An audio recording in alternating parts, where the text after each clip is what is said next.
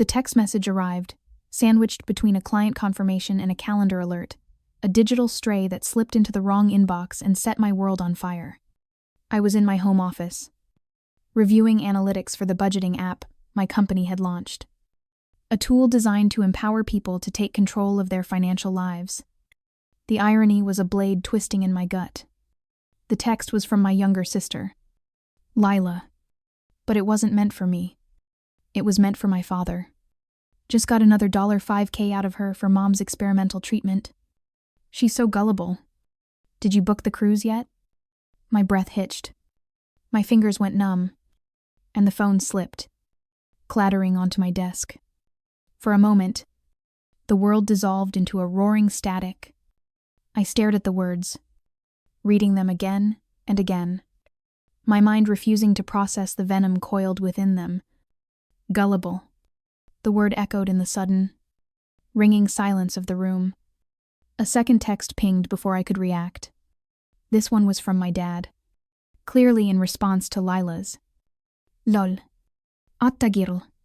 Keep that gravy train rolling. Your mother is picking out new luggage as we speak. Says she needs to look good for the Bahamas. Pabri. Then, one from my mother. The final, devastating blow. Don't be cruel. You too.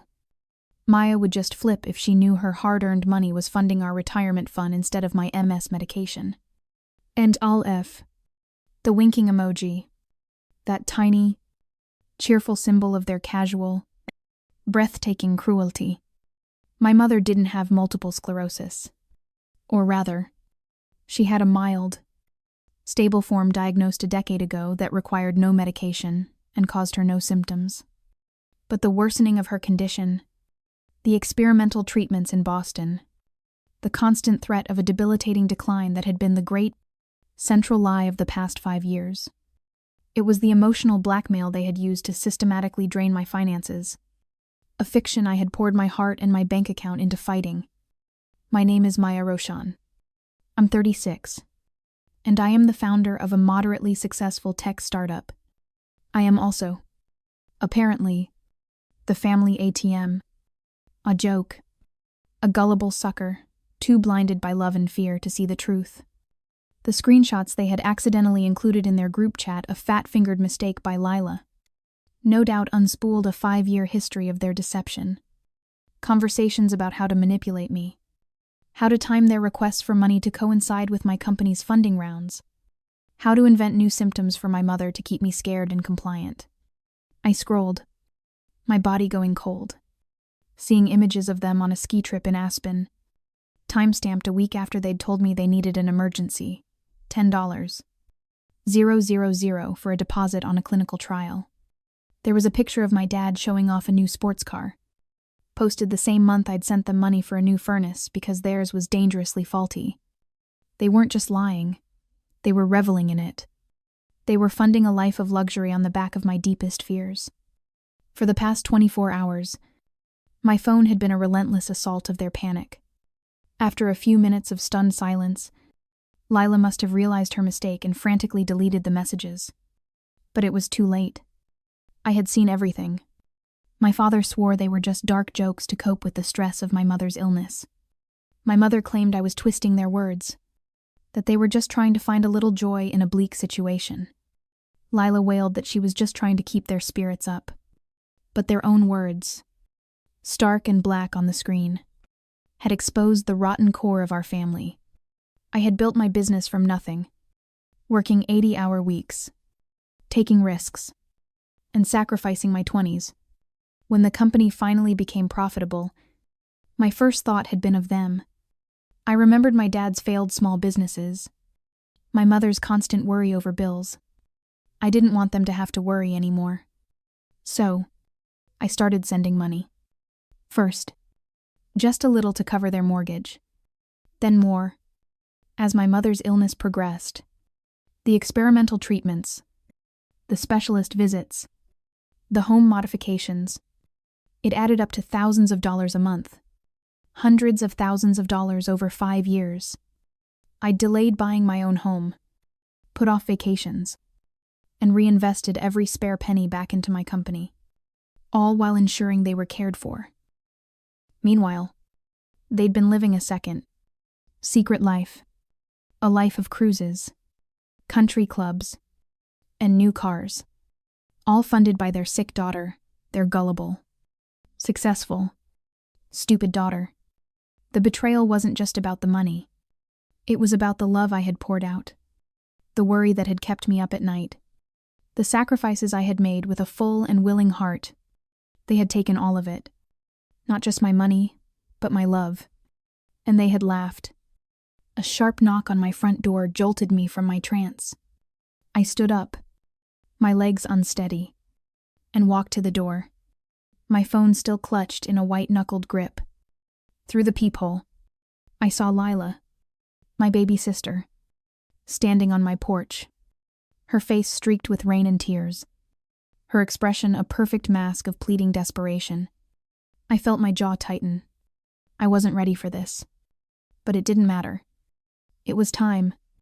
I opened the door but blocked the entrance, letting the cold April air wash over me. Lila looked even more pathetic up close. Rain dripping from her hair. Her designer jacket, one I now suspected I had paid for, soaked through. "Maya, please," she began, her voice cracking. "Can I just come in? I can explain." "Explain what?"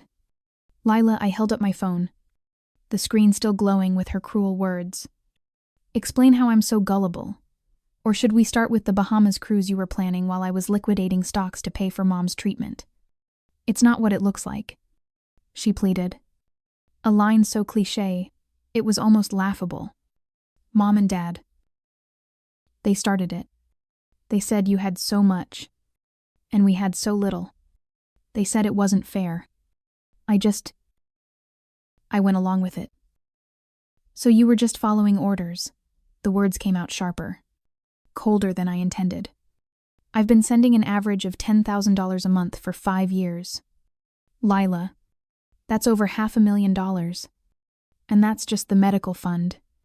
It doesn't include the mortgage help, the emergency car repairs, the property taxes I covered." I remembered the spreadsheet I'd started building, my professional instincts kicking in even through the grief. My app, FinClarity, was designed to track and categorize spending. I had categorized every transfer to them under family support, medical, and family support, housing. Now, I was recategorizing it all under a new heading: fraud. End of Krust. Lila flinched, looking down. "I know it's a lot." "A lot," I laughed.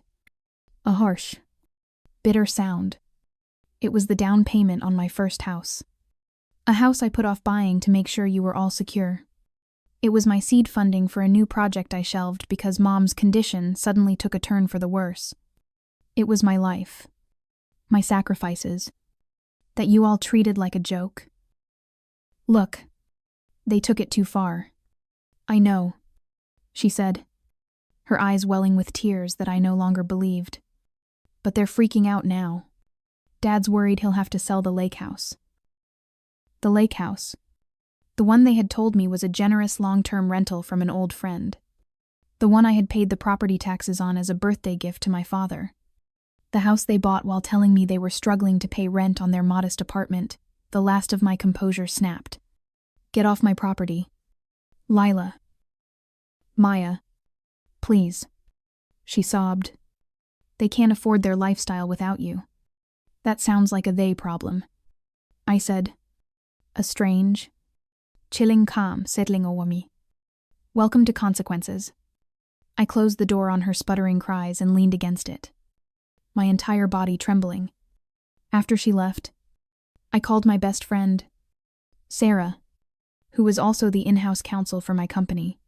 When I explained the situation, her reaction was a string of curses that was both shocking and deeply comforting.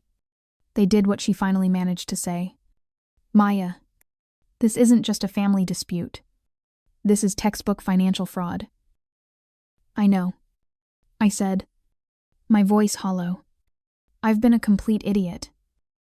"No," Sarah said fiercely. "You were a loving daughter. They were predators. There's a difference. Her voice turned professional. Okay, what do you want to do morally? You can cut them off and never look back. Legally, we might have options. That night, I did something I hadn't done in years. I dove into my own financials with the detached, ruthless precision I usually reserved for corporate clients. I used my own app to generate a full, multi-year report, complete with charts and data visualizations.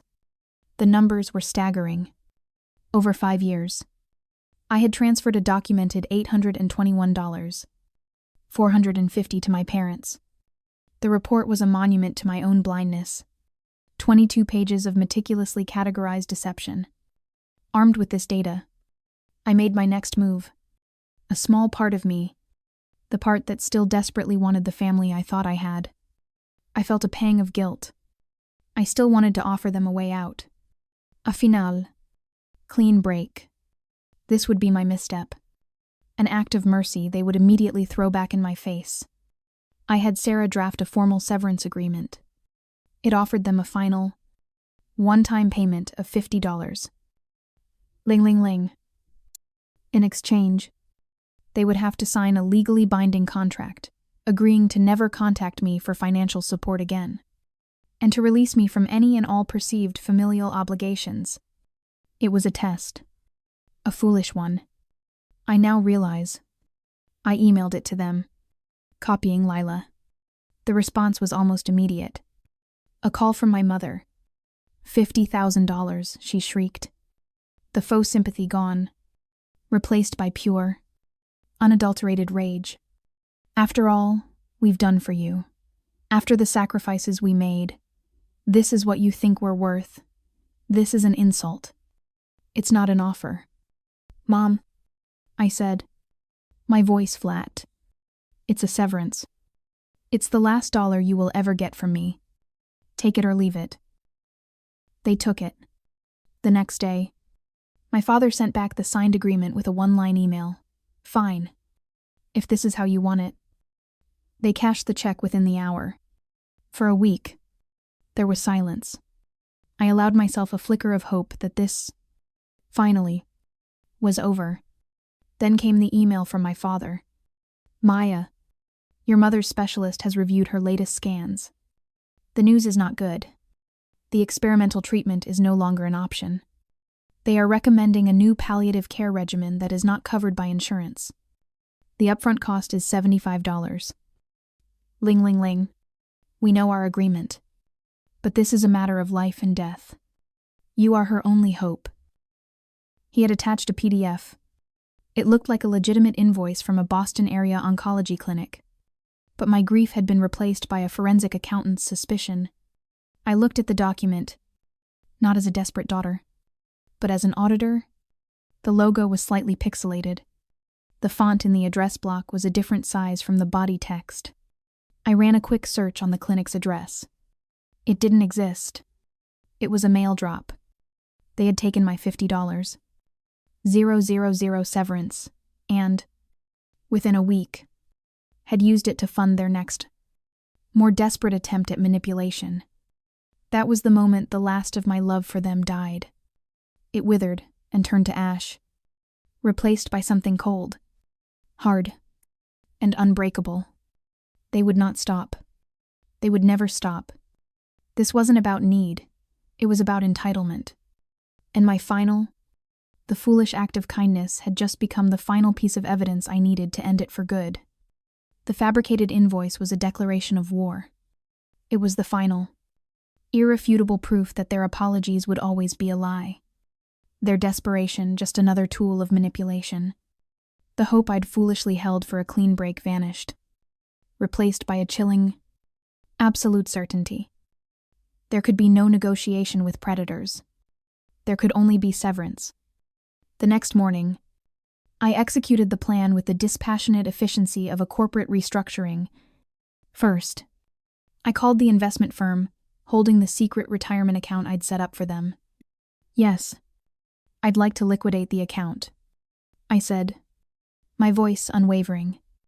The $62, 000, I had earmarked for their future was transferred back to me.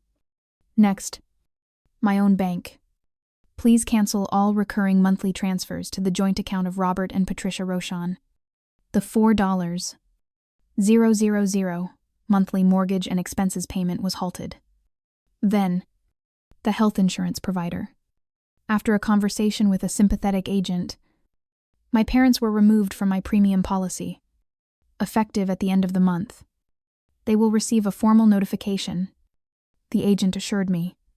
Finally, I logged into the portal for my sister Lila's student loans, which I had been paying off as a graduation gift.